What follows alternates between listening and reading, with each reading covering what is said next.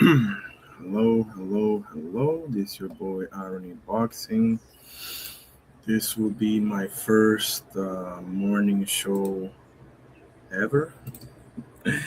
Um, let's see how it goes, huh? Let me just make sure that I let everybody know in Discord. Um, uh-huh. There we go. Okay. All right. So let me double check here. Hmm. There it is. There it is. And there it is. Awesome. Okay, so we are locked and loaded. Juan, how you doing today? Good morning to you. God bless. I'm gonna put the link right away if any of you wanna chime in on Saturday. Um, Actually, first let me do the Lord's Prayer. In the name of the Father, Son, Holy Spirit. Our Father who art in heaven, hallowed be thy name. Thy kingdom come, thy will be done on earth as it is in heaven. Give us this day our daily bread, and forgive us our trespasses as we forgive those who trespass against us. And lead us not into temptation, but deliver us from evil. For thine is the kingdom and the power and the glory forever and ever. Amen. In the name of the Father, Son, Holy Spirit. Thank you, God, for everything. Absolutely. Okay. Appreciate that for sure. Um, Let me know if you want to pull up. I'm about to do a somewhat, well, not somewhat, somewhat deep dive on Lamont Roach versus William Zepeda. I put Errol Spence tribute up there. Hopefully, it'll be enough time for that. But if it's not, I'll do it on the later on today because I want to do a tribute on Ricardo Finito Lopez and Errol Spence. There's one. How you doing today, bro? What's up? You're muted. What's going on? Good, broski. What's up? What you got? Ain't nothing much. On my way to work. You know how it Great goes. day. What's going on? Yeah. What's going on with you? Man, I'm very interested in this fight, man. Not gonna lie. I'm super intrigued because for many reasons, but let me ask you this right off the bat. Do you think the winners of the main and the co-main should fight each other after? They should, but they not. I think Raymond's moving up. Yeah, he has said that. That's for sure. Uh, okay, well that sucks. I mean, it doesn't suck because 140 is going to get even more interesting, but Yeah. You had Raymond Vorotaya to that 140 division. That's a super fire. killer division. Yeah, it's a super killer division. So at that point, yeah. I mean, it depends, man. I think obviously I don't think uh the winner of the main event doesn't doesn't have the wherewithal to get a unification bout or whatever of the champion. I just know that if it's Zepeda or even Roach too, more than likely we're not getting a unification bout with Mason. So I know that whoever is the other champion at 135, that's more than likely that's gonna be the matchup for the unification. But it's definitely not gonna be Mason. Right. And the thing is that the other champion is going to be decided, as far as I understand, between Kid Austin and Lucas Body. Yeah, I think I think obviously Kid Austin's very good. I don't ever sit there and say he's not. But I think Luca's body is he's on a roll. He's been on a really crazy roll lately. So that's an interesting matchup. And I think they're both Golden Boy fighters. Right. So whoever that favors more out of Zepeda than anything. Yeah, I agree. I agree. Yeah. Do you favor Lucas Body in that fight against Kid Austin? I have it 55-45 Kid Olsen. I don't have it 50-50. I have it 55-45. Depends on how Luca's body reacts to, especially the athleticism that Floyd has. Um, I could see him winning, but I could also see him losing because of the athleticism the kid got. Definitely. I think I'm with you. I would put the margin a little bit wider than that, maybe. I want to be careful because Lucas Body has surprised me before, but and it's not like I'm riding Floyd Schofield's coattails either. But I think he's been a little more tried and tested than, or rather, he's impressed me a little bit more than Lucas Body has. But And give me your take on Zepeda Roach, bro. What you thinking about that? Ah, Peter Roach. It's an interesting matchup. I was gonna make a video. I think it was either today or tomorrow. But I was gonna make a video, but you know what? I'm gonna say it here. Irony boxing. Why not? Uh, I'm gonna favor Zepeda. I don't. I don't have I don't have full confidence in Roach like everybody else does. I don't really have full confidence. You had a gimme fight with somebody like Isaac Cruz, and you had a draw with him. All you had to really do was box, and you didn't even do that. I think Zepeda's a little bit better than Cruz. I think Zepeda knows how to set certain things up. I know he obviously he got 12 old basically by Shakur, but that's a pound for pound great fighter right there. You know what I'm saying? So it's not like Yeah, he was outclassed and outgunned like crazy, but it's just there was just levels to it. I don't know if Roach has enough of the wherewithal to not even the wherewithal, but the punch power and the punch placement to keep Zepeda off of him because Zepeda's gonna show no respect. I know that much. Um, and obviously he's gonna throw 100,000 punches around. So it's interesting to see how Roach, yeah, it's interesting to see how Roach, deals with the punch count and stuff like that. Because I don't think he's ever really faced anybody that throws that many punches. me neither. There isn't that many people that throw that many No, punches to begin with. no, no, um, no. he's faced a couple of pressure guys like Fergal McCrory and obviously Pitbull. But okay, so I got Roach, but there's a couple of ifs here, right? Like he needs to get, in my opinion, Cepeda's respect as early as possible. Hmm. To the body, maybe a jab, something to make him think twice. Now, if that doesn't work, it's not like we're screwed here. No, he's gonna have to fight him like Sander fought Abbas Barau. In my opinion, he's gonna have to box him 90% of the time, and at times go in there and get out of there quickly. Because Roach, Roach. It doesn't take much to get Roach dragged into the kitchen. You know. Yeah, so that's that's the probably the main reason why I say Yeah. he doesn't win.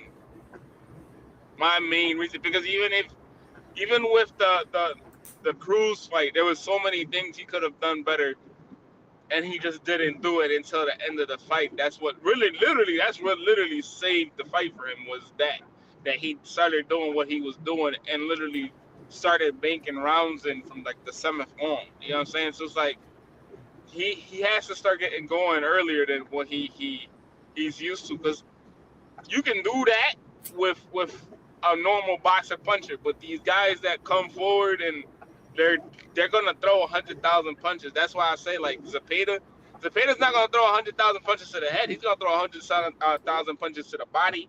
He doesn't care about the head until later on, and he sees that you're gas. So Exactly. it's interesting. It's an interesting matchup, but I feel like I'm favoring a little bit more Zepeda going that way than I got Roach. Man, that's the thing. It's like, because okay, he was able to do that against Pitbull. That doesn't mean he's gonna be able to do that against Cepeda, man. You can't just. I don't Yeah, think that's he that, can just come. and the thing is, Zepeda's a lot bigger than Pitbull. I still don't Yes. understand how the hell he's still making 135 pounds. That's still really actually amazing to me. But Yeah. he he's a lot lankier. He's a lot and that to me he's not a lot sturdy. I think Cruz's biggest benefit is that he's real small and stocky, so that benefits him. He has really no neck, but I don't Right. know if uh Zepeda is gonna be able to like find a way in. But if he does find a way in, I see that becoming a very very long night for Lamont Roach. I just feel like his ticket to win a Roach is to utilize the catch and shoot. He's going to have to utilize that move, which I believe he's capable of. But again, like people, here's the main difference between Pitbull and Cepeda, and you're absolutely right. Like Pitbull is hard to hit, but because of his size and head size and what have you. Cepeda is not it's not that hard to hit, but people will often throw one or two at a time. Cepeda will throw five, six, seven right in your face. Mm-hmm. So the catch and shoot. Yeah. I don't know, man. I'm not so sure. I mean, man. I don't know. It's very interesting, bro. Because uh,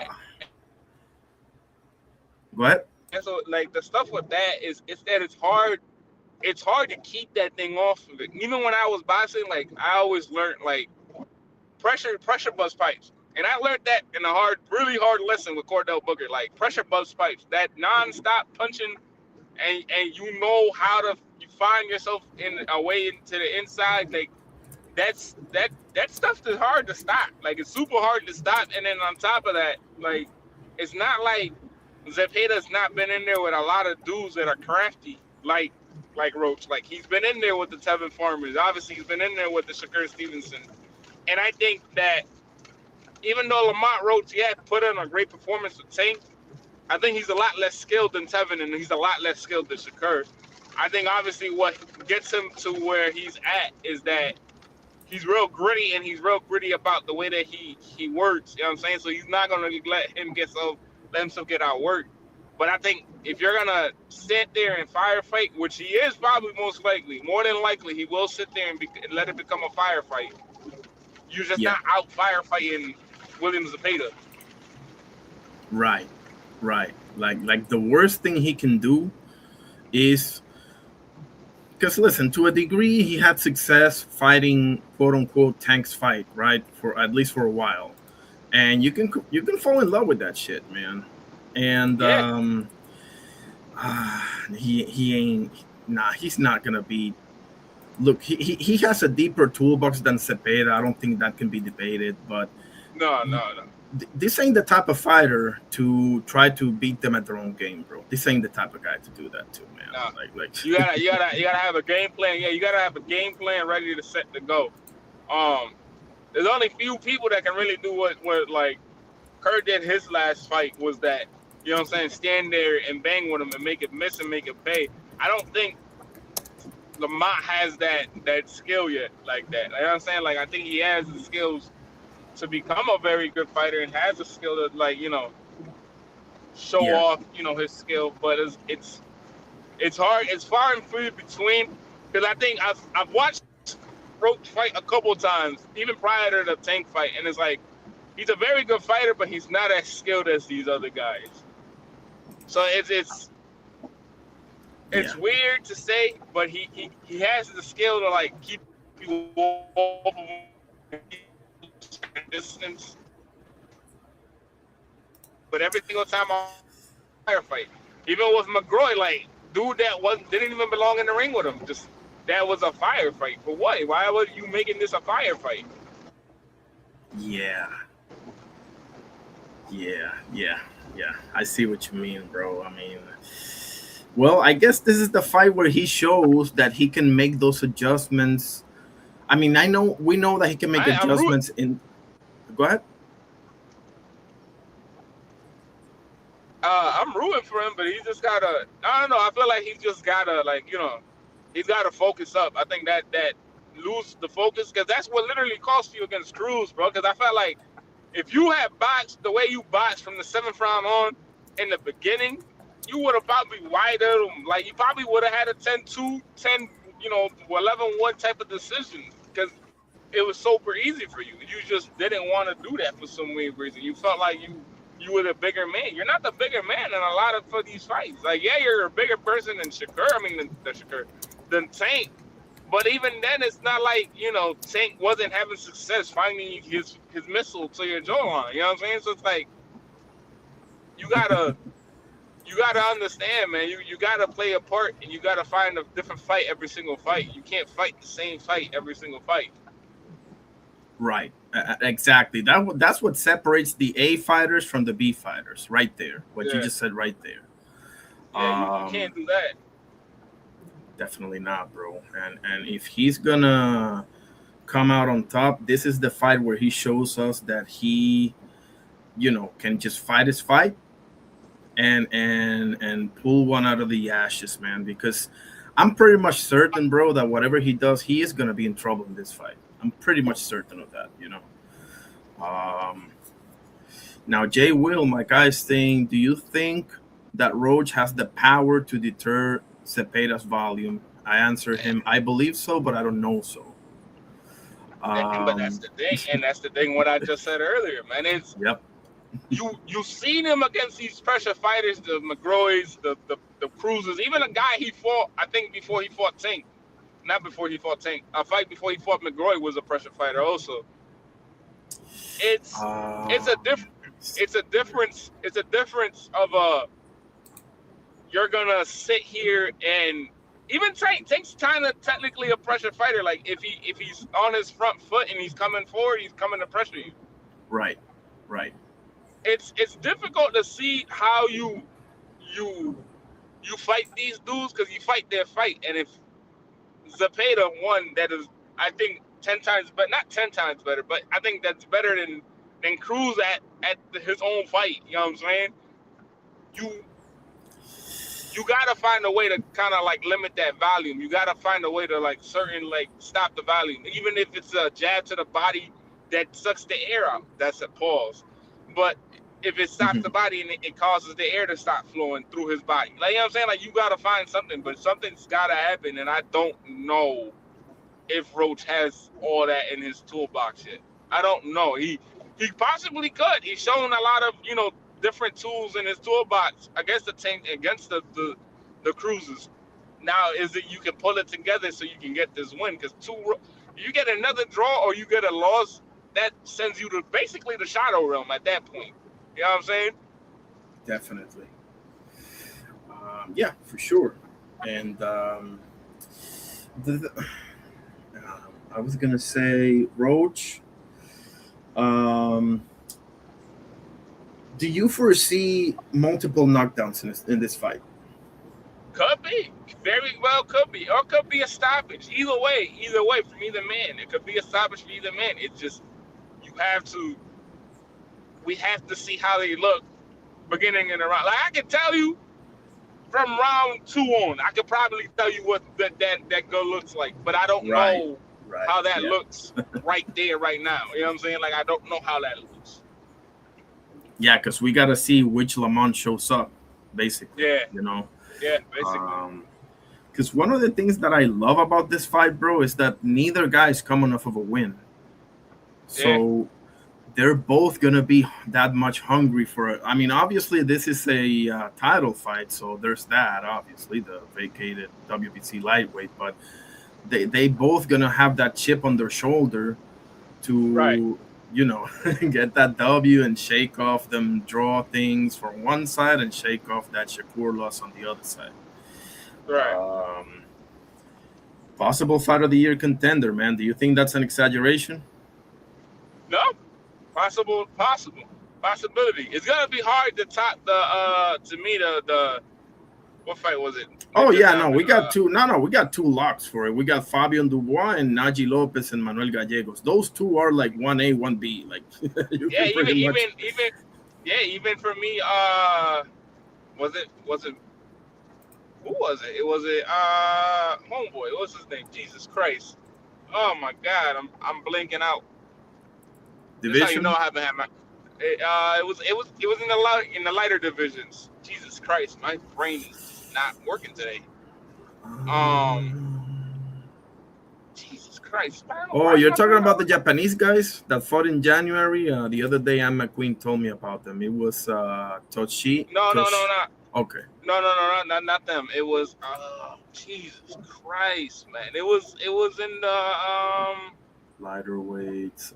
Let me think. was it the featherweight? Was it junior lightweight? Was it junior lightweight? No, it wasn't junior lightweight. Was it? No, it was. It's not. It's not Abdullah Bell, is it? No. Okay. It's not Abdullah Bell.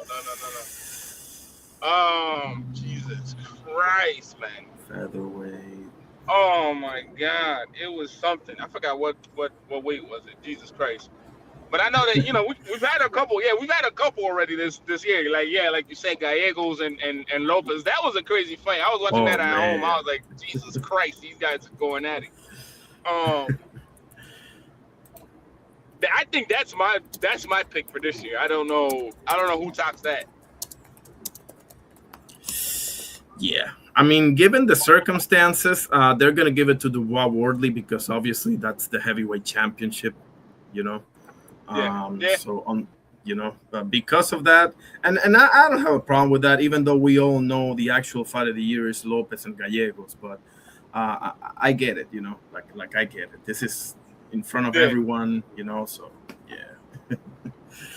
That was a tough. What Yeah. What do you think about That was, Remo Murataya, man? Because I am really taking a liking to Mr. Danger over there, to be honest with you. I've been a fan. I've been a fan of him for a little bit of a minute now. Um, is he? My question is he ready? Not ready, because that's bullshit. I'm never gonna say is he ready. It's when does he get thrown in there basically his contemporaries? That's what he needs. He needs to get thrown in there with his contemporaries. Obviously, the Andy Cruz fight showed a lot of grit and even showed a lot of patience, because the way that he did that fight and the way that he got that win was so impressive to me. Um, that Yes. I will never sit there and say go against him against a lot of dudes. I won't go against him against a lot of dudes. Now, my question is this, right?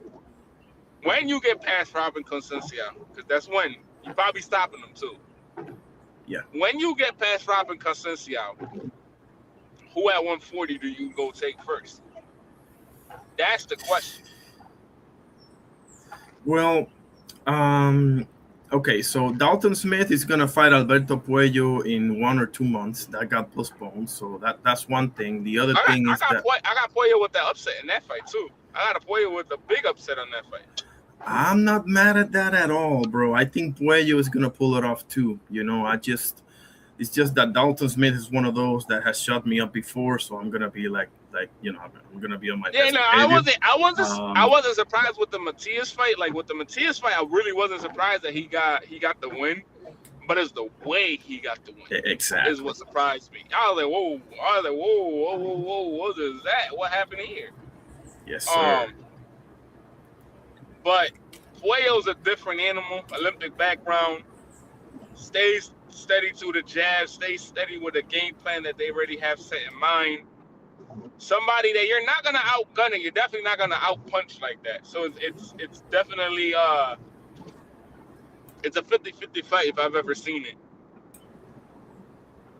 I agree with that, and I also agree with favoring Puello because I just feel like Puello's been in there, including Subriel, but with way better opposition.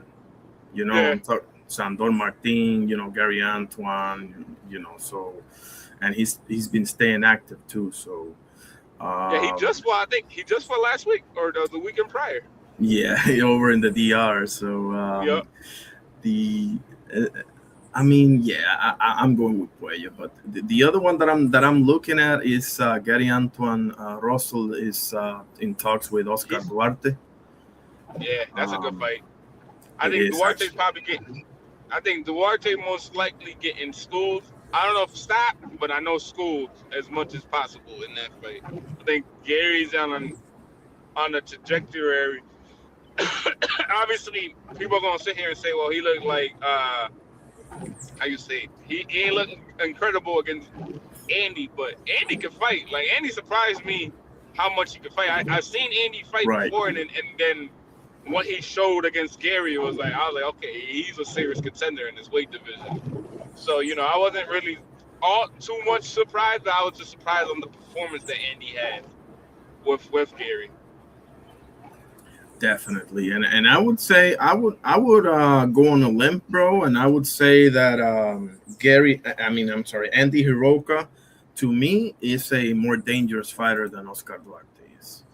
Yeah, I would say that. I would say Andy beats Oscar right now. If, Exactly. if they were to fight each other, I would favor Andy. I wouldn't favor Oscar. I think the reason why people are super high on Oscar is the way that he did Kenny. But even then, that fight right there, it was so close. That fight was so super close. I felt like if Kenny had a different game plan, that would have we would be talking about a whole different story. But because Kenny didn't have the same game plan coming in, well, had the same game plan as he had coming in. You know what I'm saying? He just fought the man's fight. But if he fought his fight, Kenny probably would have maybe I would say nine for them nine. Yeah, you know what I'm saying some wide type of decision. But he definitely would have won. I just felt like Kenny just fought his fight. Absolutely, and I remember being so disappointed at Sims in that fight because you can tell like he can really outbox this guy if he stays disciplined. But I saw, maybe I'm wrong, but I saw a lot of maybe fatigue issues in that fight for because for what other reason would you just go to the corner yourself? It's not even like he's cutting the ring off and forcing you to go to the ropes or to the corner. No, he's like at times I saw, and I don't remember off the top of my head, but I remember like seeing that, and I'm like, you're clearly the better boxer. Why would you make the ring smaller for yourself? You know. Yeah, Um, but I've never been high on Duarte. Listen, I respect him, but he is very. he's one dimensional. Very, very What's one up, Buddha? dimensional. Exactly, and limited too. Like he, puro sur. Sí, sí, me caí de la cama. Literal. Se pasa. Me Oh man. cabrón. But but yeah, I mean, let's see. I mean, this is his big opportunity that he should have gotten against Hitchens or whatever. But I don't foresee Russell having too much trouble in that fight. I Yeah. Even actually, even with him fighting like Africa, I just didn't see him doing anything. I felt like literally what we seen against Ricardo Salas this past weekend yeah, is literally what you would have got with if it was Duarte. We would have got that. Like Duarte probably would have got to him a little bit more, but at that yeah. point, like Africa's such a better boxer than most dudes. Is just like, yeah, bro, you not catching the kid, bro. Like you gotta be cut from a different cloth to catch that kid. Yeah, and actually on the flip side, and thank you for saying that, because actually Richardson Hitchens to me is like a much better version of Kenneth Sims in Yeah, that regard. Like he will, we can talk about his resume or whatever the case may be. There's a million things to talk about when it comes to Hitchens, but as a boxer, I can tell you he maintains the same discipline and pace all 12 or whatever rounds. So hmm he's not gonna make the fight easier for you. yeah. Uh, Limos just had the success. I felt like because of his awkwardness, especially like the way that he pressures you. He's very awkward. But even then, yes. it wasn't like he did anything in that whole fight. Like people were like, "Oh, it's a close fight." I was like, "No, it's not." Like you really sit here not watching anything. But okay, we're not gonna argue about that. Yeah, I tell people, I'll sit there and tell people, be like, "Yeah, bro, it's really not that close." And it really wasn't. It really wasn't. Like if you go back watch the fight and you really sit there and watch this dude, like he was getting caught in between shots. He was getting caught with certain shots, and I was just like, yeah, no, Rich just Africa just did his thing in there. You know what I'm saying? You gotta be a way better boxer than him to beat that dude. You have to be like a way better boxer than him, because just off of discipline alone, he's just gonna sit there and be his own self. He's gonna always have a real tight. Not I won't say real tight defense, but he's gonna always be kind of on point on defense, and he's gonna always be behind that jab, that real long jab. Like, and he has a probably the best jab in boxing. I know that Carrier's gonna sit there and say he has the best jab in boxing. I don't believe so. I just think it's Devin. But again, it's hard to go against a dude that literally jab Cambosos to death and then stop him to the body. So it's like, oh, at that point, I can't argue with you on that. I see Gustavo Lemos as a way lesser version of Marcos Maidana, and Yeah, that's like even before he got with Robert Garcia when he was super basic. yeah, know? yeah, But I mean, 140 for Muratai. I mean, not for nothing, bro. He has been calling for that Shakur smoke. Obviously, yeah. he's at Sufa or whatever. So we'll see how that whole thing plays out because right now, at the IBF, there's nobody there because of Hitchens, obviously. So, You uh, know who I want him to knock off low key though, and I know it's gonna sound fucking crazy because I don't care. I hate Tito Mercado. I need him to knock him the fuck out today. I hate that. actually, I want Yo, Shakur to he do that, but sucks. yeah, Oh my god, that kid sucks so bad, bro. Like, why do y'all think he's good, bro? I be like, yo, who thinks this kid is good, bro? Like, he sucks, bro. I was like, this, bro, right? So, Tito's what, 28? I think 28, something 27, like something that. like Yeah, that. Something like that, right? So this yep. this happened in 2015, and that from what I remember, because Tito didn't compete. Tito didn't compete. Did he compete in Philly? No, he didn't compete in Philly. So this was the year before. This is ringside. This is before. This is one of your like last get. Like you gotta get to either you get in ringside or you get in Philly, and you gotta go through that gauntlet in Philly because he was gonna have to go through a gauntlet. But in ringside, right? He fought. I don't know if you ever heard of Luis Feliciano, Luis from Feliciano. Minnesota. Yeah, he fought. Um, He fought Mike Quan Williams. He got knocked out. okay. I don't believe I But have, but go ahead. yeah, no, he at the time. So at the time in the amateurs at 141, he was the man. That was everybody's catching up to him. Like everybody was looking up towards him. Dudes were moving out the division not to fight the kid. Like he was really that good in the amateurs. So Tito, we got to ringside. It probably not even 9 a.m. I just got to the hotel. I had to cut to make some weight and shit like that. And the kid, he was there already, but he was in the lobby talking crazy. I said, "Yo, who is this kid?" So they were like, "Oh, that's Tito." I was like, "Okay, whatever." So I'm like, "Okay, now I'm gonna make a mental note to come and watch this kid fight." I was like, "Okay." So I go watch this kid fight. Right? He fights his first fight. Fights some kid from Arizona. Smacks him. Cool. Smacks him. He's always act like that crazy power.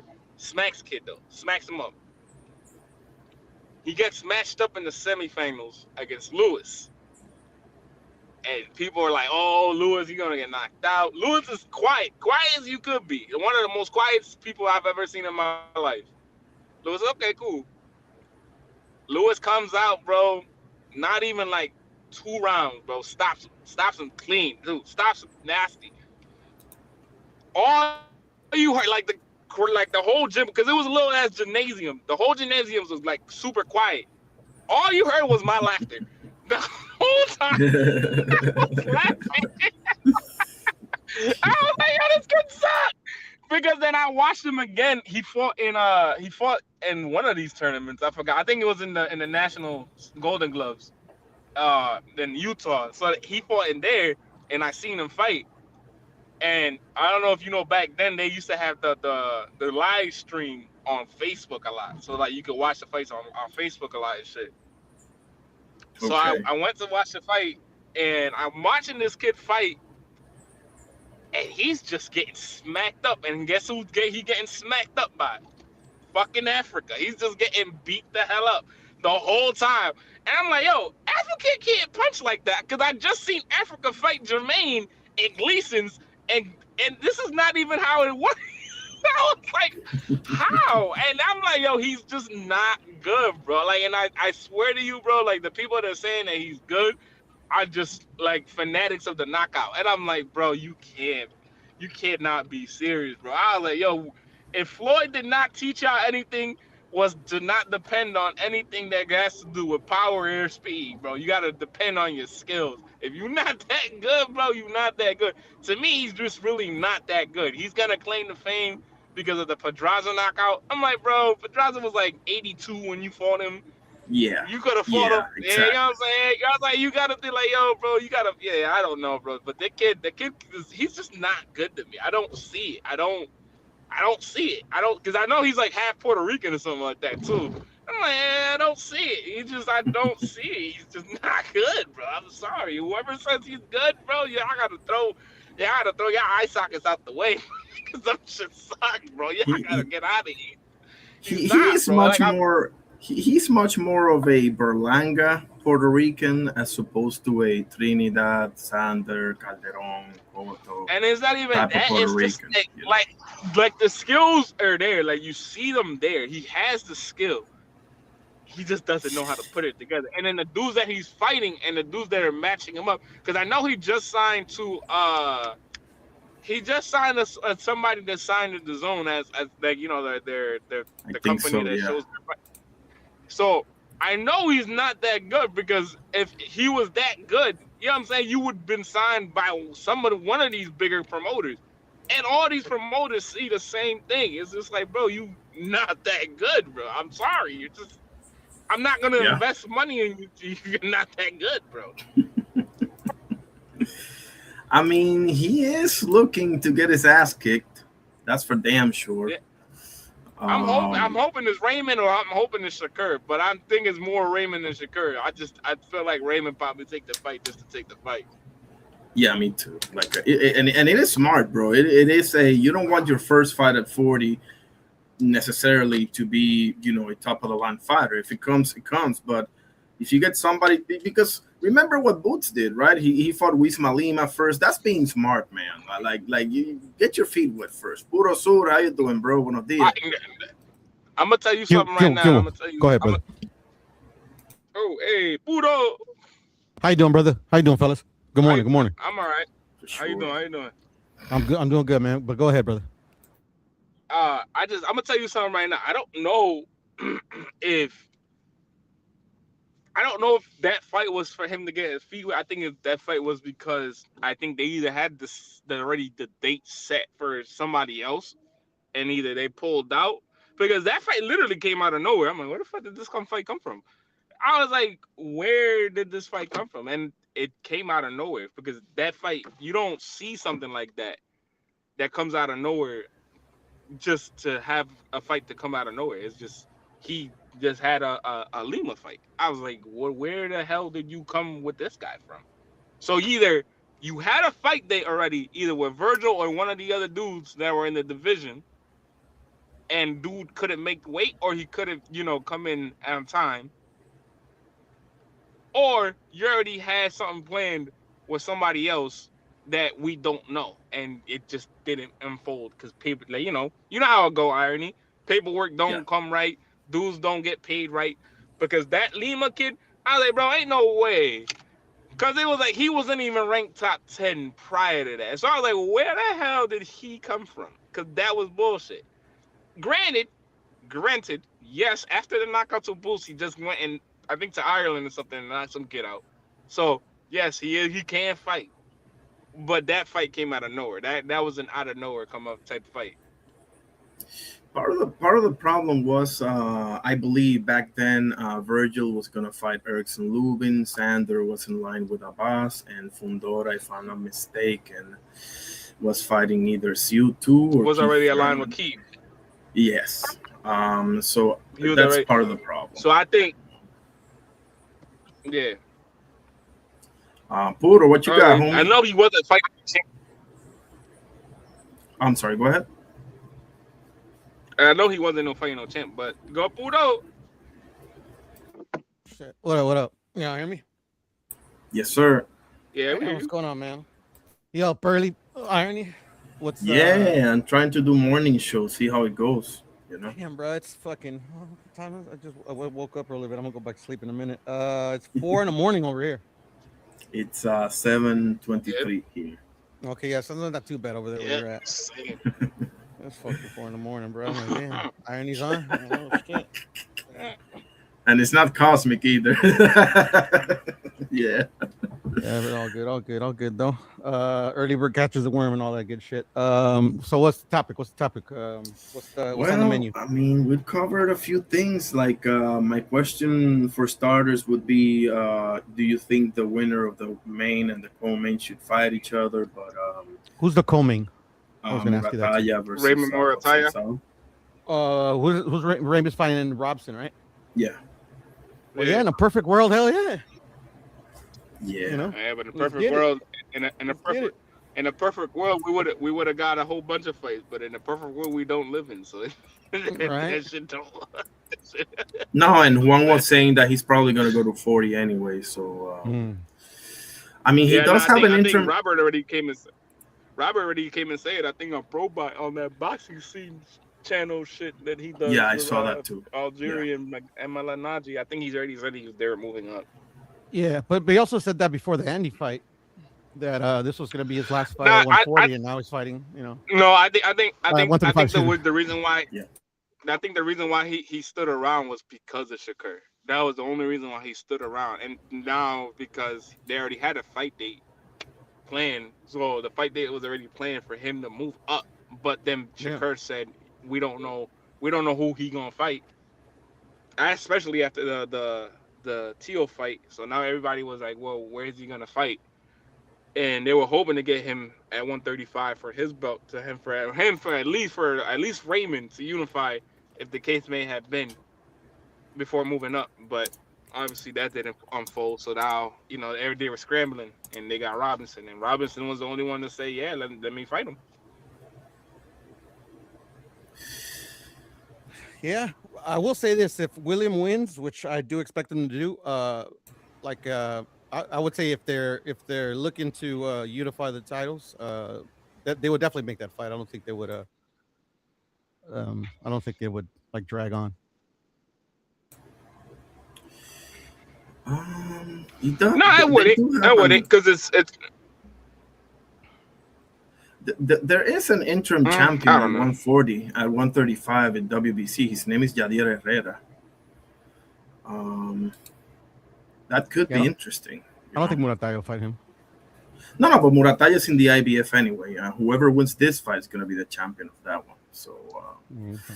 Yeah. So that'd probably be like. I don't know. I think if I don't know. I think if, like we said earlier, I think if the stars align, if the stars align, it's most likely the winner of Habib and Kid Austin against whoever wins this fight against Roach and Zepeda. I think the IBF has their own thing. I think the mandatory too. I think Heath mandatory is coming up right after this. So if the case may be that he is finally moving up, he's dropping the belt to move up, because he's mandatory would be right next after, because he didn't fight his mandatory. He fought Andy. That I think it was mandatory. I believe it was mandatory. I'm not sure. And then he gets a voluntary defense, and now he has another mandatory right, coming up after this fight. So even if right. the case may be that the stars aligned, they still wouldn't be Mhm. aligned like that.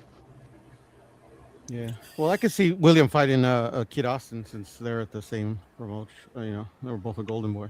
Yeah, that's a big fight, and that's a big fight. That's a big West Coast fight, though. That's a real big West Coast fight. You put that SmackDown in LA or anywhere, like that's a big fight.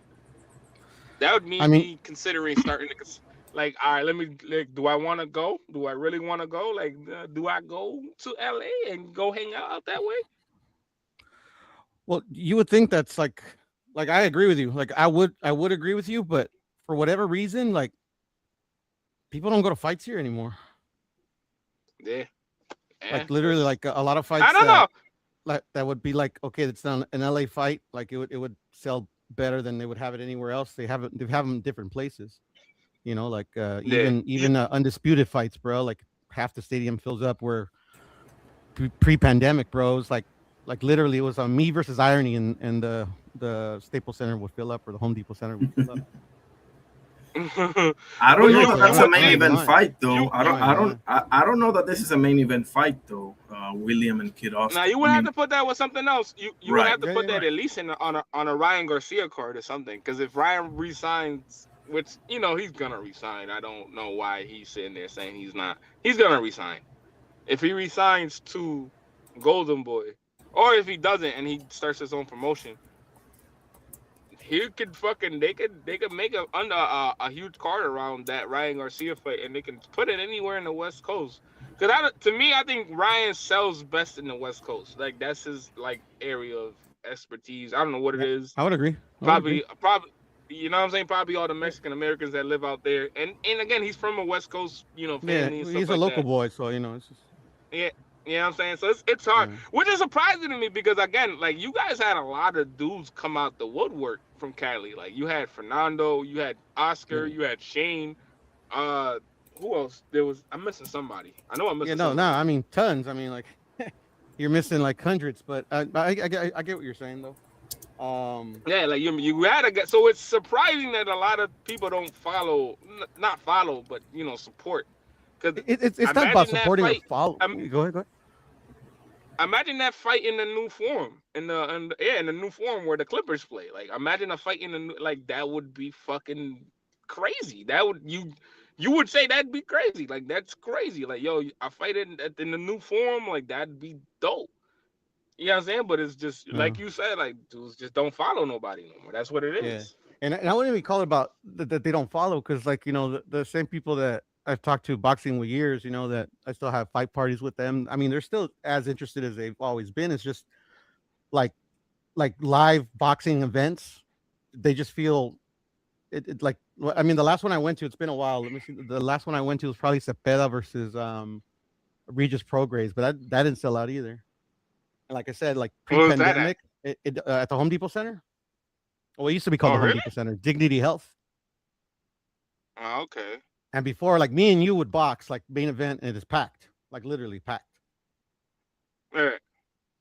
Yeah, because I don't know. I I don't know lived, because I grew up across the street. Well, over not grew up, here but is like it's across the street from my dad's house, the stadium. yeah, because over here is weird. Over here, like, what did I go to? I went to the Xander in the Chino Perez fight for that, and then I Okay. went to the Tank and was it Tank and Rolly or was Mm-hmm. it Tank and fucking it was Tank and somebody I forgot who it was, Yeah. but that stadium was crazy packed, and then Yeah, yeah. even though Tanks fight sell out the still. I mean, Xander like, yeah. Go ahead. even like Xander fighting like Xander did you go Irony to that fight or no? Sander versus Abbas. No, I Chino? missed that one, No, bro. no, Holy shit. No, against Chino. No, I no, guess against Chino Chino, no. in the small theater.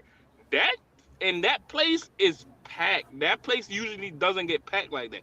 That place was packed to the gills, bro. There was like I swear to you, Poodle. Mm. There was hold on, yo. It was like a whole section of West Coast Mex. I swear to God, I don't know where the fuck No, y'all came from. I'm sure. I was I'm like, ain't sure. no fucking way. I was like, ain't no fucking No. where the fuck these guys come from. I was like, what? But it wasn't even supporting Chino Perez. It was supporting the young kid Steven Navarro. I was like, Mm. Jesus Christ! But Yeah. when y'all pop out. Like it was like, oh shit, y'all popping out. Like what the fuck? But it was Mexicans packed to the usually on this gills. side of the Mexicans usually on this side of the border and on the other side they travel well like in any sport. Yeah, They're yeah. big So sports fans, but and then also I was gonna say that Xander is actually really, really popular too. Like every time I see him on TV, like his even he's fighting people you don't know, like they get pretty packed. yeah. But Yeah, you know and what it I is think because though. the Puerto It's Ricans are just itching for a Puerto Rican star, bro. That's my Definitely. guess, man. yeah, we No, are. no, no. That's We not a are. We guess. definitely are. Yeah. Because We the are. Canelo We Berlanga fight, definitely I thought I was gonna sell like 100,000, like less than that. I thought I was gonna sell like 30,000 pay-per-views because nobody was asking for that fight. And then I remember watching like these clips on social media about like excuse me, neighborhoods in New York had like the fucking flat screen or the projectors out, and then it ended up selling like fuck. I forgot how much that fucking fight sold. I'm like, the fuck? Well, It I'll was like tell That you. threw me for a 65. loop. It was like I'll, 65,000. I'll Yeah, tell so I you was this like, though. holy shit. I'll tell you guys this though. The I was like, they were reality waiting is for that fight. the reality is we have a star, but he suffers from the lower weight curse, and his name is Oscar Yeah, Pepino Col- Collazo. yeah, Colazo. Yeah, and Col- he's I still don't. I pretty see, much but sold my out, thing. but but just like popular everywhere. You get what I'm saying? I know what you Yeah, mean. no, no, for Nah, sure. he doesn't sell out like that. He sells out because of the card they'll put on for him. But the thing is with Colazo though, what my difference with Colazo and Xander is, and I think those two they will be the Cotto and the Evander, Ivan, of this generation. That those two would be those guys of this generation. Yeah. But my And you thing also, is, you have to kind of have to be like, yo, how do we maneuver this kid right now? Because again, yeah, yeah, he's in the lower weight divisions, yeah. and there's nobody else for him to fight in that division. I think except for I was gonna who say, else is in that division that's he's got to fight. There's one more dude he's got to fight, and then after that, it's um, like, you can move up. I mean, there's a few guys he can But fight. But yeah, go ahead. yeah, but those guys are Well, on Melvin the upper division, so Jerusalem he's at and 105. yeah, Melvin Yeah, but Jerusalem, he's who he knocking. already beat, and Yeah, Pedro and Taduran. then That's the one that people are not too sure about. yeah, Pedro Larurang, and then he's knocking him off. At 108, it's That boy's all dangerous, the bro. Thailand dudes. He is dangerous, but he's knocking them Yeah, off. You know, Colazo not. So I think Colazo just too good.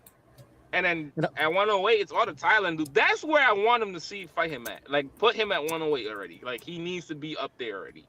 Because yeah. you can tell, like, He has a rivalry against a dude named Rosa. I think that's his name, Eric Rosa or something yeah, like that. Yeah, and all those Thailand dudes are dangerous. All those facts. dudes out that way are for sure, bro. dangerous.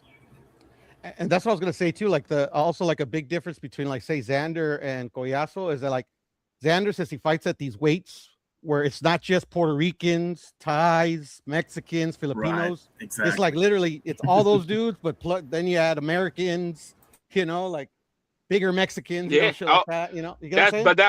that's why So Bam has a bigger crowd comes out, for the other That's fighters. why Bam in the beginning. That's why Bam in the beginning wasn't selling because he was at 108, and people were like, "Who the fuck are you fighting?" And it was like, Yeah, yeah. Those we other, know who we fighting because we follow the yeah, sport. But like most of yeah, these cats, they're not gonna know who the fuck they talking about.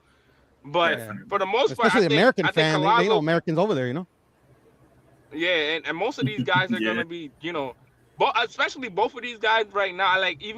I think for like both like all of our races, we all have stars coming up, especially but like the Spanish races, like the Mexicans, the Puerto Ricans, shit, even the Spaniards.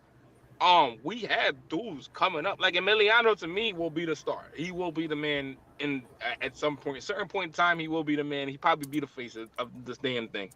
Then you got If you don't dudes get like his ass Xander. beat, You got dudes like, yeah. Hopefully, I'm hoping he don't. Shit. I'm hoping he don't.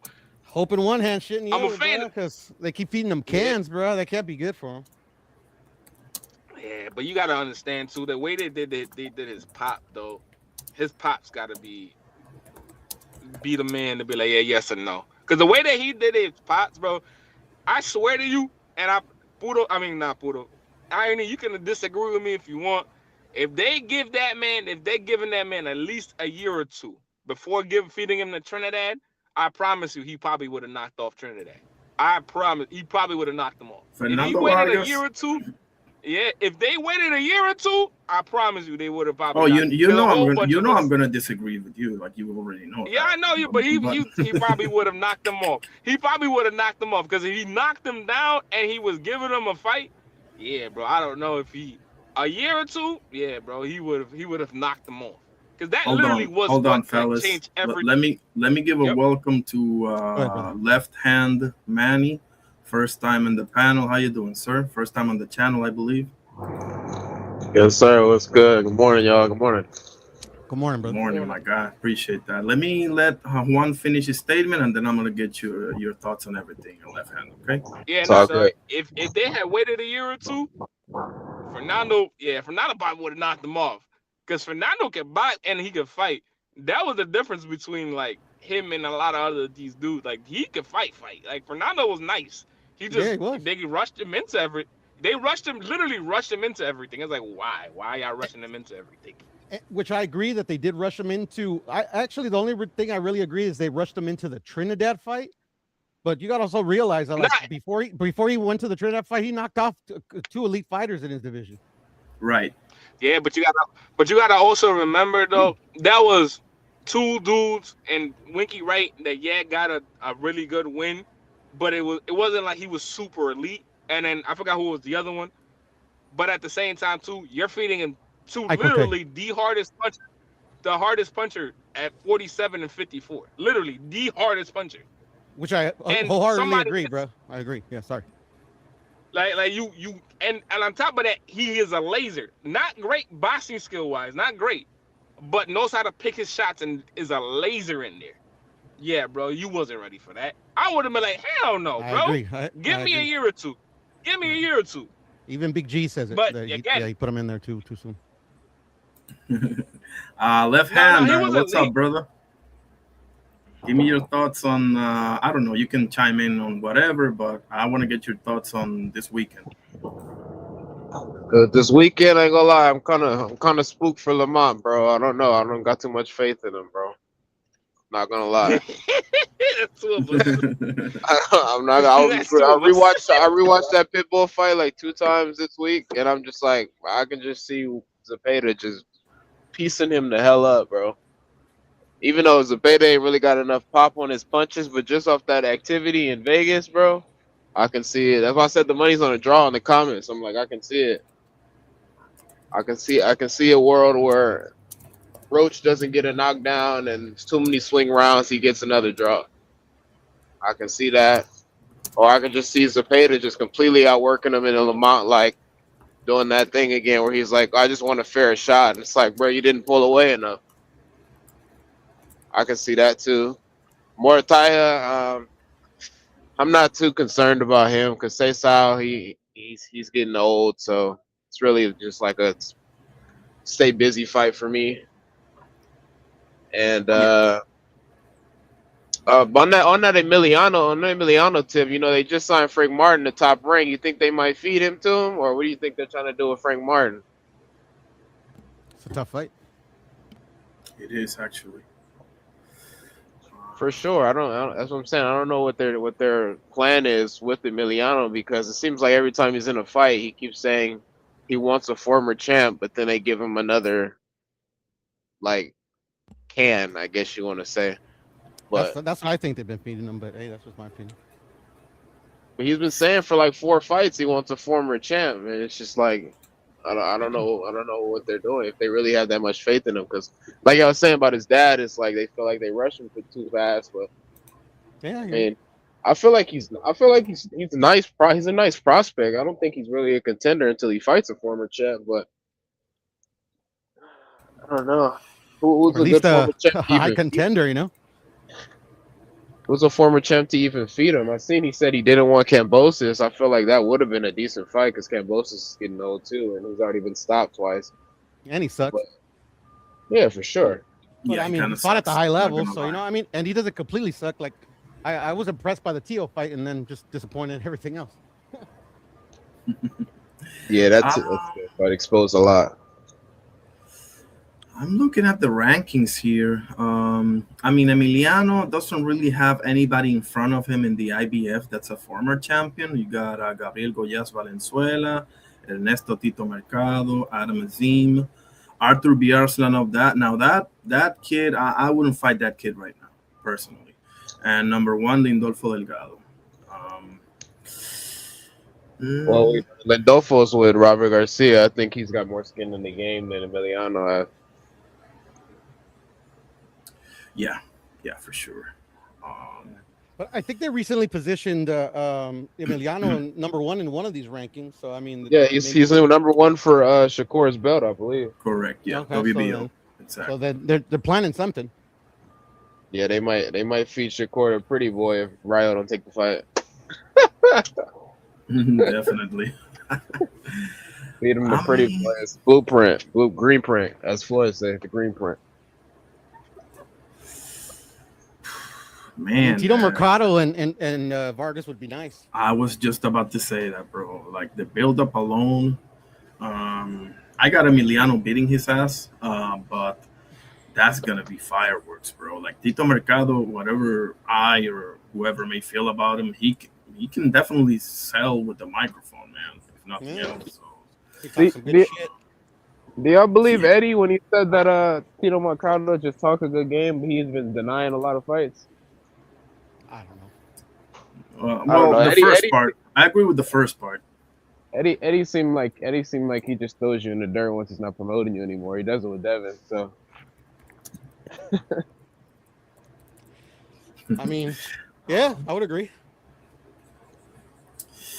Now, do any of you have anything in regards to Pierce O'Leary versus Mark Chamberlain and or Charles Conwell's return?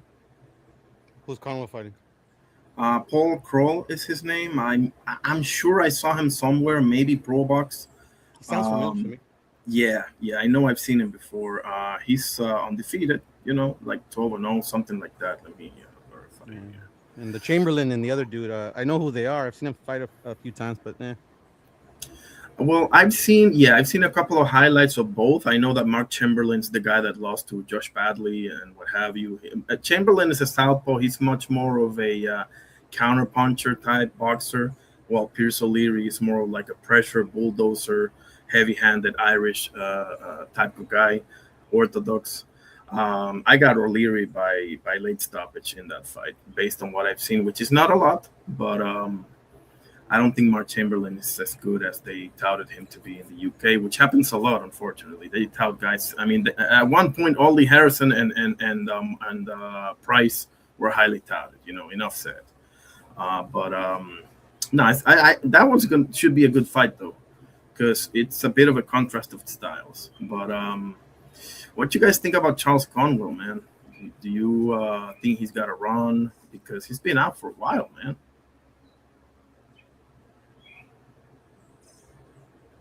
I like Conwell. I don't know. He has left in him. And I think the fight since the death in the ring like definitely affected him because he hasn't looked the same since that incident happened. Exactly. In my view. Le- In my view. left hand. I mean that inactivity, bro, it's killing him since that Chino fight. So does he have the confidence still? I mean, he sat out for what, a year, At least. or did Oscar shelf him for a year? That's the question. I think the second thing that you said, basically, which I Because don't really understand. it Go seemed ahead. like he did that with Zepeda as well. Like Zepeda hadn't fought since he lost to Shakur. We ain't hear nothing about him. And now he's getting another title shot with Lamont for a vacant shot. So is Oscar one of those that throw you on the shelf once you lose? I feel like he's scared to do that with Schofield because he feels like Kid Austin probably has something as well, but he doesn't want him to lose. Right. Well, in the case of Kid Austin, he has a history of pulling out of fights, That's a which is fact. a nightmare, for a promoter. Yeah, because I mean, who's gonna want to do business with you? In all honesty, if there's no guarantee that you're not gonna show up at the end, that's gotta be a nightmare for any promoter. But he does have age in his favor, so we'll see. We'll see about that. Conwell, it wasn't like he got brutally knocked out in the second round or anything like that. That was a tough ass fight against Chino Perez, who's one of those guys that has 2, 3, 4 losses, but he has like 30 wins. Tough, rough and rugged, lanky, long dude, very hard, very complicated fighter that throws in volumes as well. Um, I just, I think he will come back with a vengeance, man. I think he's gonna come back with a vengeance and remind everybody why he was once a highly touted prospect at 154. That may be more hoping than anything else, but I don't know. I don't mind Charles Conwell. I don't. I think he's an interesting fighter, and we'll see because this fight is no showcase comeback fight. This guy Kroll, I don't have him off the top of my head, but I know I've seen him once or twice before, and he's undefeated too. He's undefeated. So, you guys have any thought on Quentin Randall versus Raul Curiel? Really, those two guys are fighting? Yeah, Oh Lord, no, I got no thoughts. left hand. Okay, maybe it's That's pretty busy. boring to me. I'm not Oh, gonna. Yeah, Quentin Randall is he's just bad, and a little bit to what left hand was touching on. I don't know if Oscar puts fighters on shelves or what, but what I do know beyond the shadow of a doubt, he's a horrible promoter, bro. Like literally, like he doesn't yeah, do any of his fighters, and he does all of his fighters a disservice, in my opinion. I don't know what happened, but whatever. yeah. I agree with that. Like, Zurdo, even Virgil, man. Like, I just feel like people should know more about them. You know. And they do, but it's just they don't. I mean, like Virgil.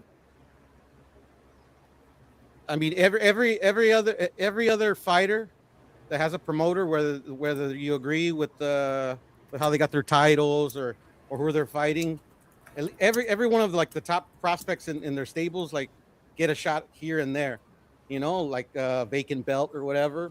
I mean, but not Oscars fighters. Like it's usually like all late, and then a bunch of excuses, litigation. Um, I Yeah. mean, like I mean, it's like the Virgil situation. Like I think Juan was talking a little bit about it before about how he fought Lima and this, that, and the other, and like I remember it being reported that like and that's how kind of like the whole litigation got started between Oscar and Virgil and the manager is that they were already working with Buta's team to get that fight made. They actually already had they already had excuse me, like an offer sheet signed, and then the litigation happened, and then I remember like Oscar did what he did with Hyman and the Al Charlo fight a few years back. Do you remember when that fight was going to happen? I remember it, but not like vividly. Yeah, But but go ahead. like literally, I remember one of these YouTube channels. Like he did an interview with Jaime, and Jaime will like disclose that like I just literally got off the or phone or whatever. I just literally signed the contract to fight Jamar Charlo. It was going to be my next fight. And then Oscar came out on social media saying, "Oh, DAZN has to be involved, and this, that, and the other." Oh And man. long story short, that fight didn't happen.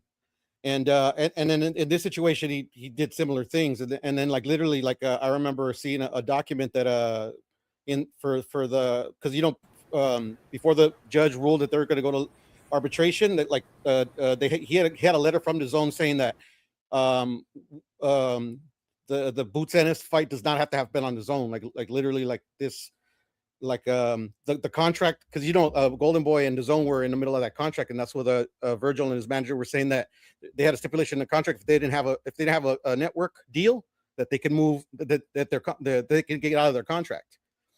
And then they're saying that, and then Oscar came and said that, oh no, the Zone, that's what's contingent, that Boots and Virgil be on the Zone. But then the Zone provided a letter to Virgil, to the court, saying that the contract between Golden Boy and the Zone is not contingent on having Virgil and Boots Ennis on our platform. So it's like literally, it's just Oscar's just a horrible promoter, in my opinion, bro. Yeah, and it's funny because it seems as a fighter, I keep telling everybody Oscar has one of the best resumes of all time, and I don't think that can even be debated. Like he literally got in the ring with everyone from Julio Cesar Chavez all the way to Bernard Hopkins and everyone that you can think of in between that. So, but obviously he's not the same dude. That's something that we need to realize. He doesn't have the fighter hat on. He has the promoter hat on. He's not that same dude anymore. Yeah. But I mean, he's the same dude. It's just he's not fighting. Well, when like I say him fighting that, anybody and everybody has nothing to do with what he's doing now. Right, and it's two different things, and it should be that way. It's just that people sometimes find ironic, including me, that he had this mentality as a fighter, but has the opposite when it comes to the promoter. But that's just how it goes. You got to put business first, and but obviously as a fan, it's no good to us. But Yeah. left hand, let me ask you because I'm pretty sure I got Puro's opinion on Moses Itauma versus Philip Hergovich. And if I don't, feel free, Puro. But let me get left hand opinion on that fight. Do you think Moses is the goods? Do you think he's gonna be in deep shit against Philip Hergovich? What do you think? You hear me? Yeah, yeah, for sure. My bad. I'm working right now too. Um, Moses, I'm pretty high on Moses. I'm not gonna lie. That Jermaine Franklin fight showed me a lot. He's got a lot of speed. I like his counter game, his full counter game. Um, Hergovich, pretty durable guy, more durable than Jermaine Franklin. But does Moses have a chin? That's my only thing about him in the heavyweight division. Does Moses have a chin? How hard how hard of a punch can he really take? And Hergovich got enough pop to test that. So I'm kind of concerned about that a little bit. Because once he gets up to if he takes that IBF eliminator with Frank Sanchez after this Hergovich fight, which I don't think he will, um, I wouldn't be surprised if he got knocked down.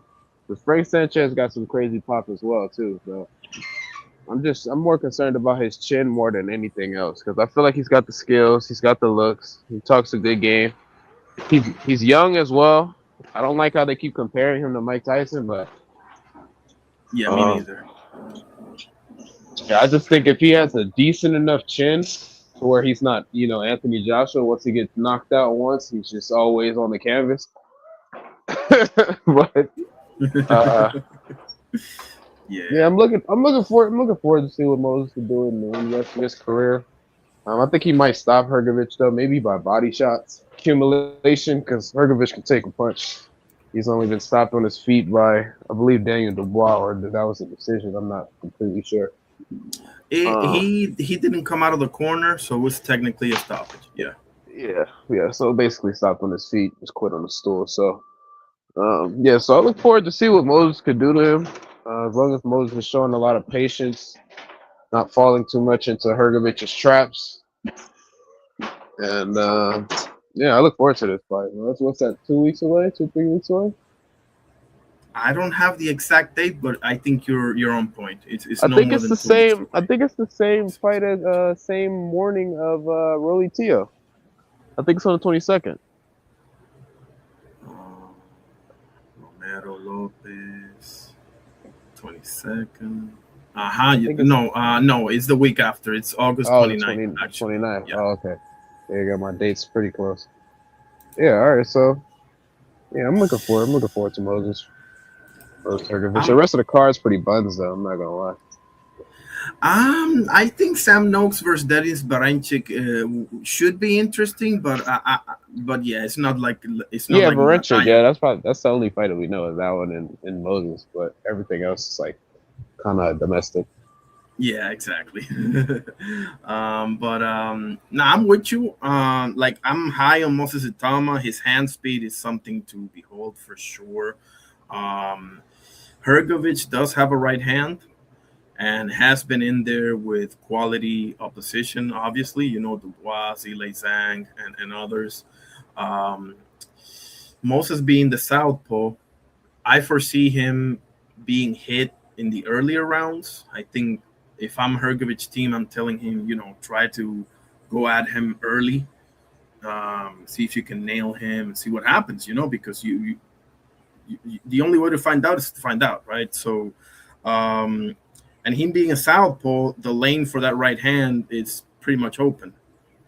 But I think that Moses is going to show us all that he is the truth, and he's going to come back and just massacre Hergovich with hand speed and ultimately stop him by round 5, 6, no later than 7. But that's just me, though. Um, but hey, I like the fight. I think it makes sense for sure. I do like the fact that Moses is giving us what we're asking, which is a step up in competition. I wish Ben Whitaker would follow suit, but that's a different story. Um, yeah, I think it's going to be a good fight, though. Now Moses might go out there and just massacre him in round one, but I think Hergovich might do some things, because well, we'll see, man. This is interesting. Boxing is getting good, man. And what do you think about Dalton Smith and Alberto Puello? I haven't seen enough of Dalton Smith. Not gonna lie.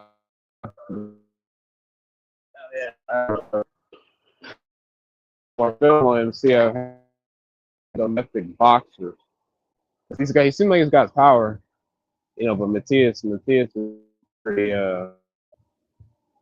he's pretty he's pretty durable. He's been cracked plenty of times, so I wasn't too surprised when he finally got knocked out. But boxers to see what he would do with Puello. But I was pretty high on Gary Antoine Russell. So Puello kind of just cooked him. To me, the fight wasn't that close. So I need to see what can Dalton do with Puello.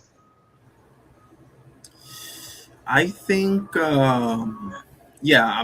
Is it like a flash in the pan, one hit wonder type of thing, or are you for real? Because this is the wrong opponent, bro. This is a crafty southpaw that can fight both on his front and back foot, in my opinion.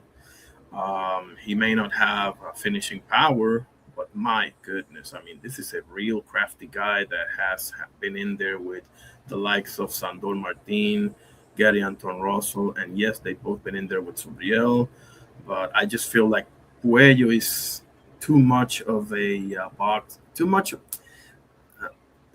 Puello is going to be too hard of a puzzle for Dalton Smith to solve. Now, Dalton Smith can crack, absolutely can, but I don't see him cracking Alberto Puello. I don't think so, personally. So, what I think is going to happen is Puello is going to get robbed of a decision because let's not forget this fight is in Sheffield, which is Hometown cooking. Exactly, exactly, and I don't. This gives me no pleasure to say, but we know, unfortunately, that the UK is known for that. And they just lost a champion in Nick Ball. They're not about to lose another one. Speaking about hometown cooking, did you watch the Crocker fight? I have not, man. I gotta see that one. I missed on that one, but go ahead and cook on that one, bro. That was definitely some hometown cooking because Crocker was. I gave Paro like 4 rounds, bro, and they gave that man 7 on the split decision. I gave that man 4 rounds, and man, it really wasn't that. You rewatch that, that fight was really not that close. Paro was faded after rounds 5 or 6. He was faded. He was not throwing enough pros line shots.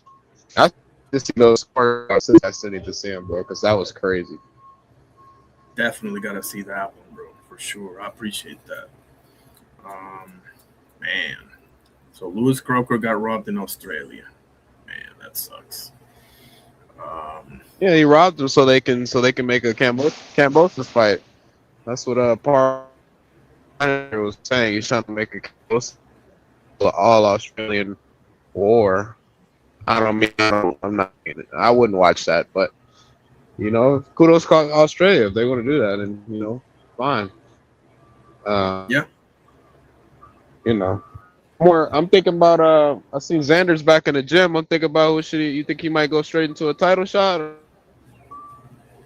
He might because 160 is literally right there for the taking, and Denzel Bentley just got elevated because Adames and Janibek both went to 68, right? And Lara is like 102 years old, and the other one, who's the other one? I don't think there's another one. So yeah, I mean, he might get that but not at 54. But if he goes to 60, he might.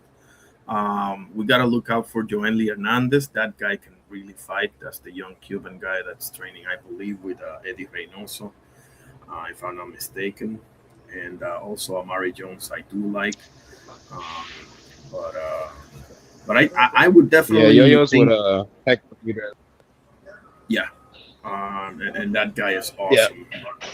If Sander can get Denzel Bentley, he can be a world champion on the spot, bro. Yeah, unfortunately, Top Rank's going to give him a bag he can't resist, and Frank Warren's definitely going to tell him to get it. So you know how that goes. Because Denzel Bentley's Definitely, with Frank Warren, so absolutely. Um, so now let me ask you a very well. Okay, two questions. The first one's easy. The next one might be easy or not. First, do you think AJ and Fury should be at Wembley? And number two, how do you see that fight? well, it's an all UK war. I don't see why the higher ups and the money talks. So that's really what it is with them trying to put it at MSG. But that's an all UK war. I don't see why it should be in America. I mean, it really doesn't benefit American boxing. To me, in my opinion, it doesn't benefit American boxing more than UK boxing. They're the ones that's been asking and clamoring for this fight for a while. So I don't see why Turkey and Nick Khan and Dana White want to make it in MSG. But I just seen an article on Boxing Scene earlier this week that they're still trying to finalize Usyk Wilder for MSG. So I feel like that's what they were trying to do is co-main and main that type of fight. But I don't see Usyk taking a co-main to AJ and Fury when he beat both of them twice. That just doesn't Yeah, that that would doesn't be make funny. that doesn't make any sense. That doesn't make any sense. So yeah, I don't know what they're cooking to try to put that in MSG because Eddie was saying like if they do try to bring it to America, the fight is off, and when the fight's off one time, who knows what how Eddie feels about renegotiating with Turkey all over again.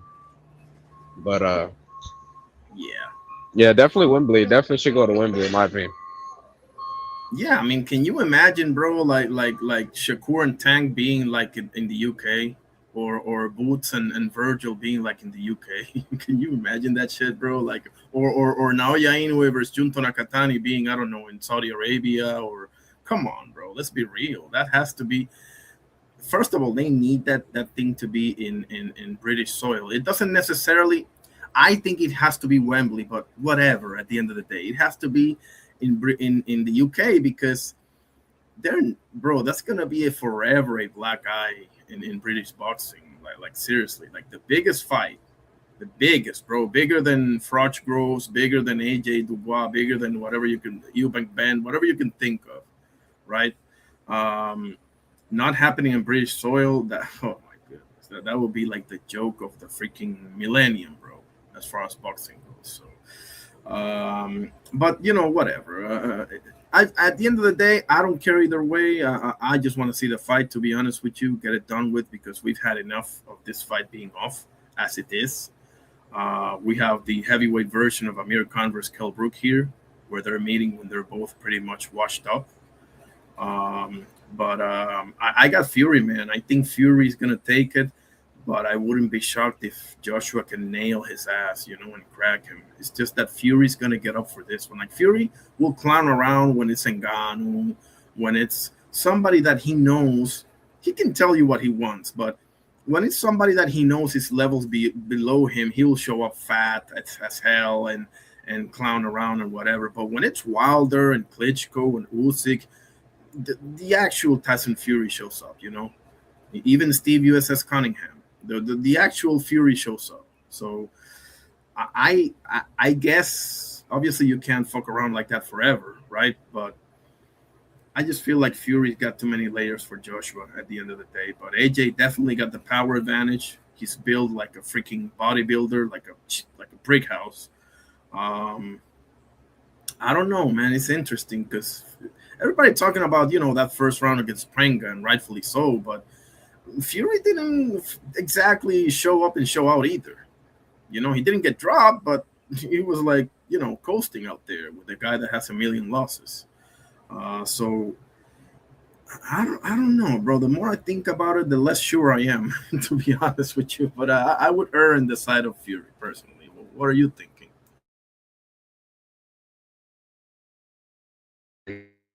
times and coming back. That's my only concern about Fury. Is like, yeah, he does get up. He does get up for certain fights, but I mean, how many times do you feel like you're done with the sport, and then unless you get a big fight? That's my only thing that's concerning me with Fury. And AJ kind of seems like if his 1-2, or I mean his jab or his overhand right isn't hitting, he just looks unmotivated out there. And it doesn't help with Eddie Hearn just saying.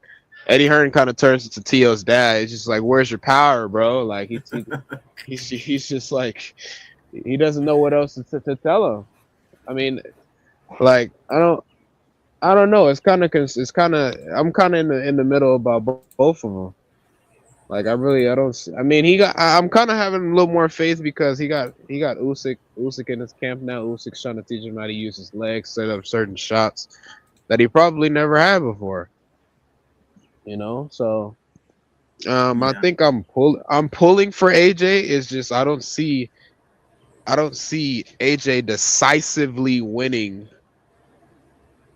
7 out of 12 rounds if it even goes that long with Fury. Like I don't see that.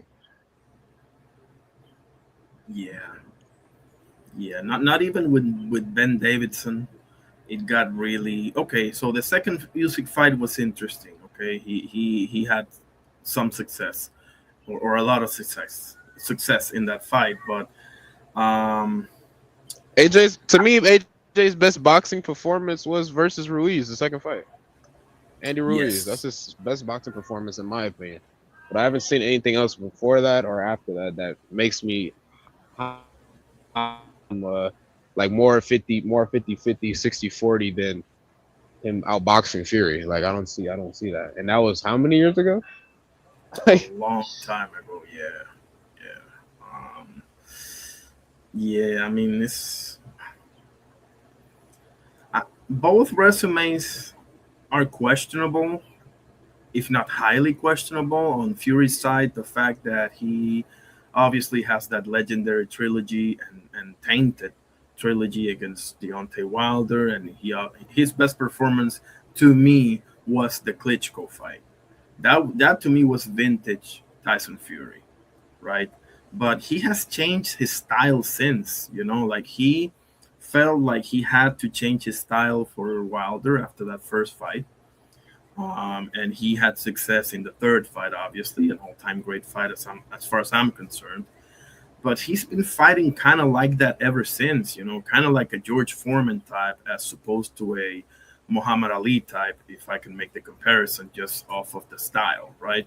Like a much more bulldozing, pressure fighting. Yeah, he will show you his boxing, but I just feel like he has overexposed himself by changing his style. Again, that style change worked for Wilder, but as Fury, as a fighter, I believe that it ended up probably hurting him more than if he didn't.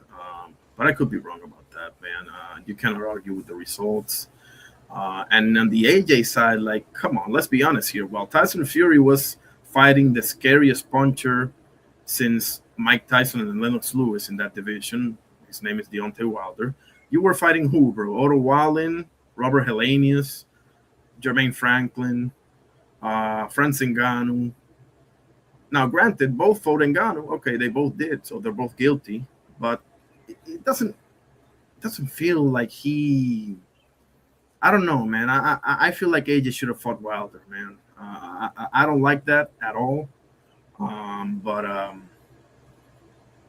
man, I just listen. I'll believe it when I see both in the ring. Not even when it's official. Not even when they start Tyson Fury calling him a dosser or a shithouse or his choice words that he loves to use. Like dosser. I think is his favorite. I don't even know what that means, but it's probably not something positive. You nah, know. nah, definitely not. I mean,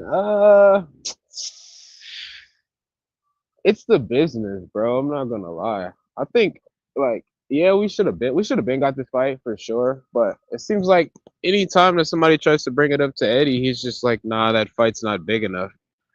And it's just like, well, y'all had the opportunity to even make the fight when Deontay wanted to sign to the zone, but AJ wasn't even on the table. And it's like, geez, well, when are we gonna get it? Are we gonna get it? I mean, he even called him out after that Unk on Unk fight when with Chisora in April. And it's just like Eddie's like, nah, we're not interested in that fight. I'm like, but you call Wilder but you say you're not interested in the fight. He's a tune up to Fury, in Eddie's words. He's a tune up to Fury. But well, why not make that? Why even make the Pranga fight? Like, is it the possibility of AJ getting knocked the hell out and we get a fourth Tyson Fury Wilder fight? I don't even think Wilder would take another Fury fight. I'm not gonna lie, it's gonna mess up his documentary if he takes that fight. Right. So Right. I don't know. I kind of feel like we're not gonna get that Wilder AJ fight. I feel like the time was there when the time was there. That's like the same thing that I'm concerned with, like Devin and Shakur. I feel like that time was to make it at 135, but now it seems like they're just gonna always be a weight class apart, and it's gonna either one always be at a catch weight, or Shakur is gonna grow some balls and stop saying you're too big, and just do a Floyd thing, bro. Just take that one off and just fight. Just fight there. Let you just be the smaller guy. Yeah. Yeah. For sure. Well, in the AJ, what you said about AJ, it's true, but I think taking into account what happened to him over in Ghana, I think it was with the accident and everything. I guess they just wanted to have one more before Fury because not for nothing, fighting Magmodov, it's a little better than fighting Jake Paul. You know, like I'm not that high on Magmodov, okay, but come on, bro, Jake Paul, come on, man. Like Tommy Fury has a win over Jake Paul. You know, so I understand it from that standpoint, but my oh my, did it almost backfire or what, bro? Like holy shit, you're gonna. Okay, let's be honest here. Show hands. Who nearly had a heart attack in that first round against Pringa? Type thing. Let's be honest here. But Bro, they slow mo that uppercut, and I was like, there's no feel from that. I'm telling I you, was like, bro. shit said, bro, he didn't have no hip movement into that uppercut, or no leg leverage at all. And AJ just fell to the floor. I'm like, Tyson will hit you with that same thing. Fury will hit you with that same thing, and you'll fall. Yeah, yeah, because Fury knocked out Dillian White with an uppercut, with a beautiful uppercut. So, yeah, nah, I mean, we'll see, man. If Tyson Fury goes in there serious, I think I don't see AJ being able to do much against him. But I don't want to write AJ off, man. Like, it is interesting, man. It is interesting enough. We should have gotten it, yes, but I just want to see it, man. I just feel like this fight has got to happen, bro. It's got to happen. It's gonna be another Maypac or Amir Khan Lake Kelbrook, but it just has to happen. End the story. You know, what you think about Mbili and Canelo?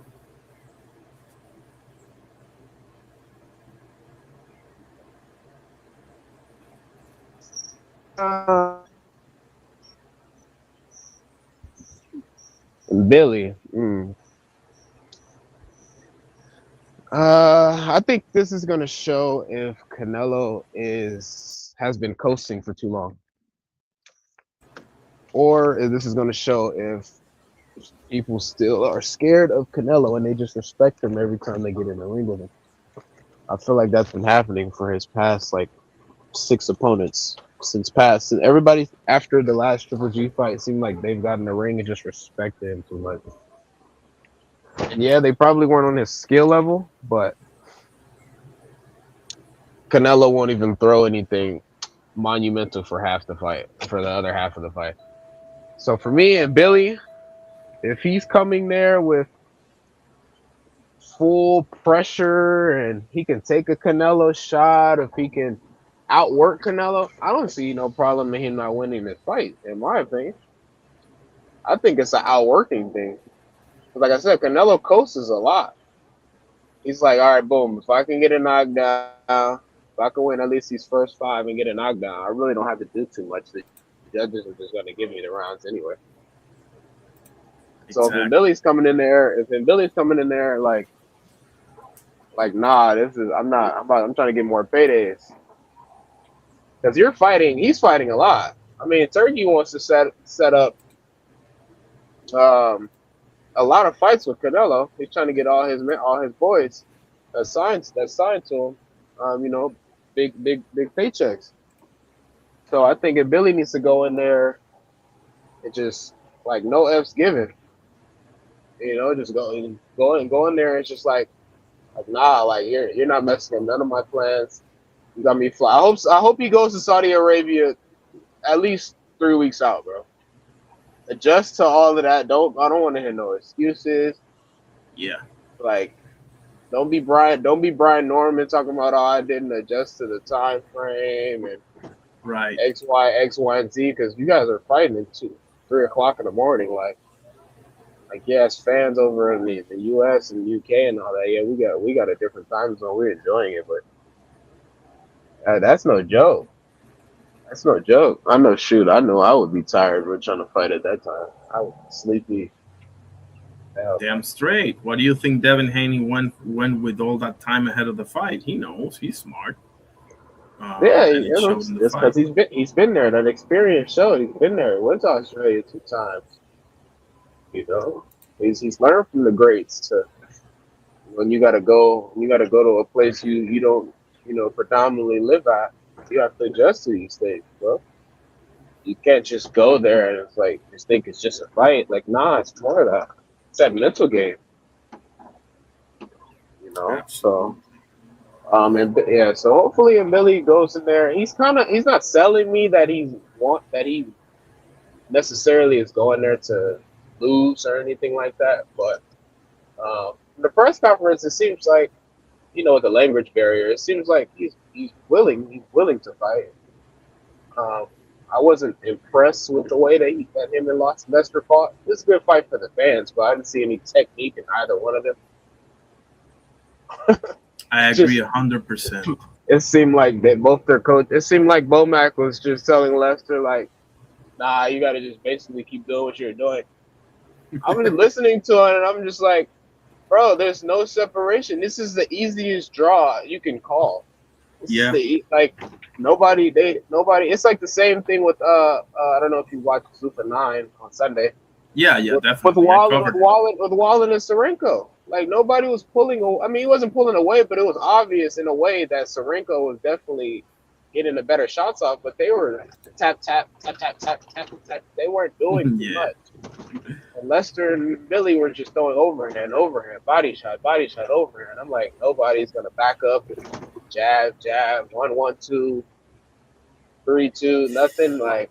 So I don't know. And Billy's he's got a lot of dog in him, but he might just walk into a big shot of Canelo and he maybe never recover. We might see a Canelo knockout after a while. Like I feel like that's possible.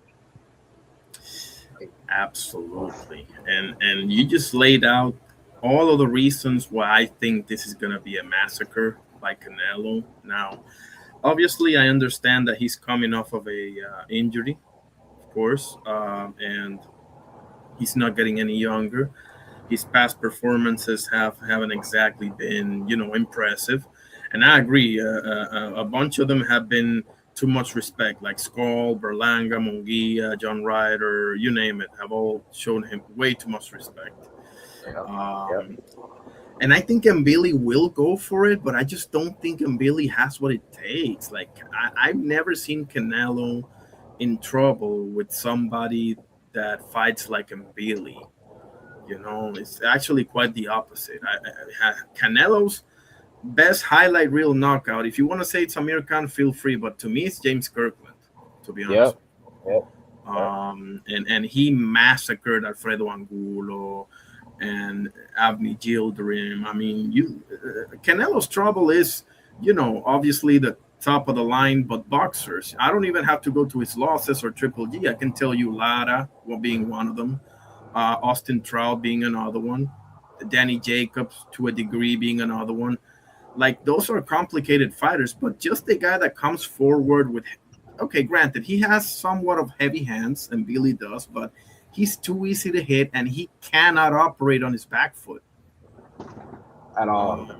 And I just feel like Canelo is too simple for Canelo, man. You know, Who seems like the difficult fight at 68 for Canelo? Osleis Iglesias and Hamza Shiraz, in my opinion. Yeah, with that length too. Exactly. They can really keep him. They can, yeah. I think they can definitely just keep him at bay and not even have to do too much. Because Exactly. Canelo doesn't. He doesn't. Like, yeah, he's getting older, but he doesn't have that head movement that he used to have. He just tries to parry a lot. He's not even really trying to. He's not trying to dodge, get his mobility going, so then he can get off. He just tries to parry it. But if he can't catch up to that speed of anything, he just gets frustrated. So Yeah. Interesting.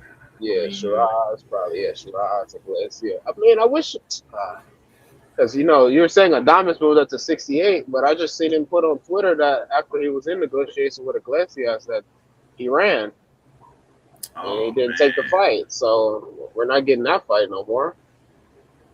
So I don't that's. know what Adames is gonna do. I mean, if he misses out on Iglesias, I mean, I think Janibek is serving a suspension. But I was gonna say, man, if there's ever a time to make Janibek an Adames, the one that got away at 60, right, for so damn long, Yeah, it's now. yeah, Uh, yeah. but there's no shortage of opponents. Diego Pacheco just won. Maybe that's a good one. Maybe Bruno Suras. Maybe 168 is getting interesting, man. Is Pacheco ready for Adames? So like, I don't think so, personally, and I'm not high on Pacheco either at all, not even a little bit.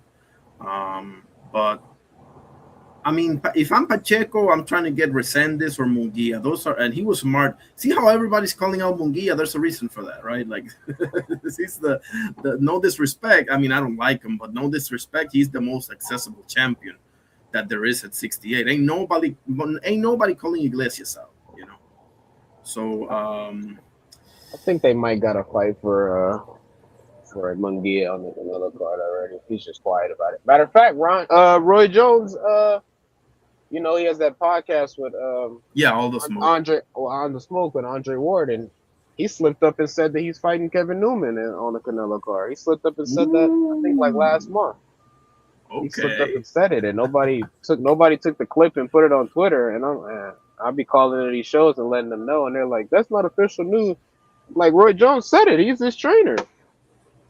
So Holy now if shit. it once it comes out, then it comes out. But I low key think I don't think Kevin Newman's. I'm high on him either. But yeah, with what McGee showing me, he's kind of being a boxer now.